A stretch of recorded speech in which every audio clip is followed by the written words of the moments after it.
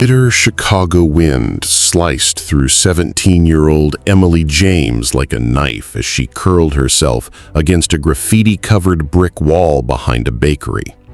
Her clothes were thin, her shoes had holes, and her stomach growled from 2 days without food. She had been homeless since she was 15, after her mother died of a drug overdose in a motel and no relatives ever came forward. Emily had long stopped expecting help from anyone. The world had taught her to survive alone. While rummaging through a trash bin behind the bakery, hoping to find something edible, a clean white envelope caught her eye. It stood out like a snowflake on a dirty street. She picked it up thinking it was junk mail, but as she opened it, her eyes widened in disbelief. Inside was a check, neatly printed, official, and horrifyingly real. It was made out for $1 million. Emily froze. $1 million, just lying in the trash. Her first instinct was fear. Was this a setup? Could someone be watching? Her second instinct was temptation. She could disappear with this, change her life forever. No more begging, no more cold nights, no more hunger. But then something inside her said no. Even if she was invisible to the world, she wouldn't lose her integrity. Someone had lost this. Someone probably needed it. And she was going to return it. The check had a logo. Halston Holdings, a major tech company Emily vaguely recognized from newsstands and storefront signs. She didn't have a phone, so she walked 10 blocks in the freezing cold to the corporate headquarters. When she walked into the glass building with her dirty clothes and unwashed face, security moved fast. "I found this," she said, holding up the envelope. "Someone's going to miss it." Our native speech capabilities. Minutes later, Emily was led into a high-rise conference room. Suits surrounded her, whispering, wondering what this street kid was doing there. Then the doors opened, and in walked Richard Halston, the billionaire CEO himself. He took the envelope, examined the check, then turned his gaze to Emily. "Where did you find this?" he asked, his voice calm but firm. She told him. Her honesty silenced the room. As the others were dismissed, Richard sat across from Emily. "You said your name is Emily James," he asked slowly. "Yes," she said. "My mother's name was Sarah." At that, his expression changed. He leaned forward, his face pale. "Sarah James," he repeated. Emily nodded. Richard opened his wallet and slid a photo across the table. "This was your mother, wasn't it?" It was an old photo, but Emily gasped. That was her mother. Young, smiling. She looked happy. "Where did you get this?" she whispered. Richard's hands shook. "She was the love of my life. We were together before I ever built my company, but she left me without a word. I never knew why. I searched for her for years." Emily stared at him, confusion turning to shock. "That's not possible," she murmured. "Why would she never tell you?" Richard looked heartbroken. "I don't know. Maybe she was scared. Maybe she didn't believe I'd choose her over my work. But if she was pregnant and she didn't tell me," his voice cracked, "then I've missed 17 years of my daughter's life." He stared at her hands, dirt under her nails, and felt tears rise. She had no reason to believe this man, but something in his voice, the photo, the timing, it all felt too real to ignore. "So the check, it was for a charity?" she asked. Richard nodded. "For runaway teens. My lawyer dropped it outside, and somehow my own daughter returned it to me." Silence fell between them.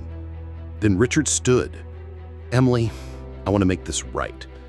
If you'll let me, I want to be in your life. I don't care about blood tests or proof. I care that you're here, that you came, that you did the right thing even when you had nothing. For the first time in years, Emily felt something unfamiliar. Hope. Richard took immediate action.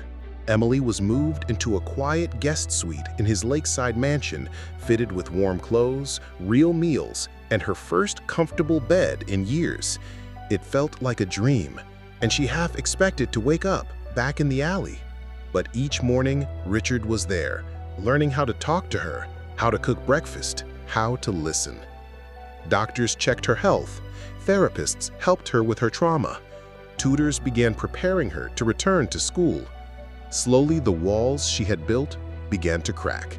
She cried in the shower, at dinner, in her sleep. But she was never alone. Richard, once a stranger, became a quiet and constant presence. Not perfect, but present. One night, over hot cocoa, Emily finally asked him, "Why didn't she trust you?" Richard stared into his mug. "I was so focused on building my empire. I ignored signs. Maybe she felt abandoned.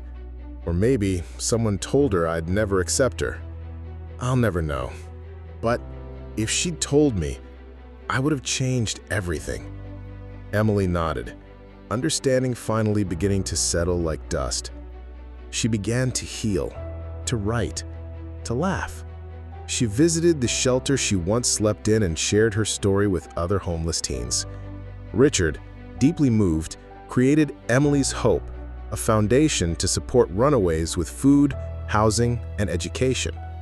He didn't just give her a second chance, he gave it to hundreds more. A year later, Emily stood at a press conference beside her father. No longer the girl in torn jeans, but a confident young woman in a navy blue suit. Cameras flashed. She wasn't famous for a scandal. She was famous for doing the right thing when it would have been easier not to. Her voice was clear. "I returned the check because it didn't belong to me. What I didn't know was I was returning it to someone who did." Reporters asked questions. They wanted the story, the twist, the drama. But Emily kept it simple. "All I wanted was a warm place to sleep. Instead, I found my father." The crowd fell silent. Richard placed his hand on her shoulder, his eyes filled with tears.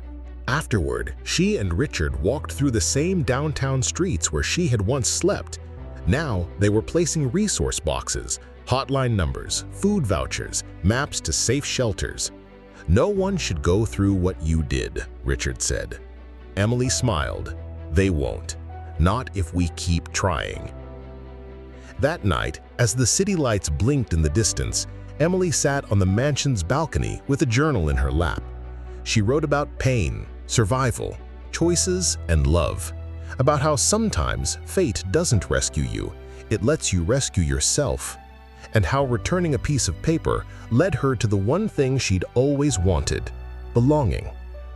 She still had nightmares, still startled when strangers got too close. But she also had dreams now: college, storytelling, advocacy. She planned to write a book, maybe even run the foundation one day. She wasn't just someone's daughter. She was her own person, strong, scarred, beautifully real. As dawn crept over the lake, Emily closed her journal and smiled. The past would always be part of her, but it no longer defined her. She had returned something that wasn't hers and found something she never knew she was missing. $1 million check had led her to her father, but love made her stay.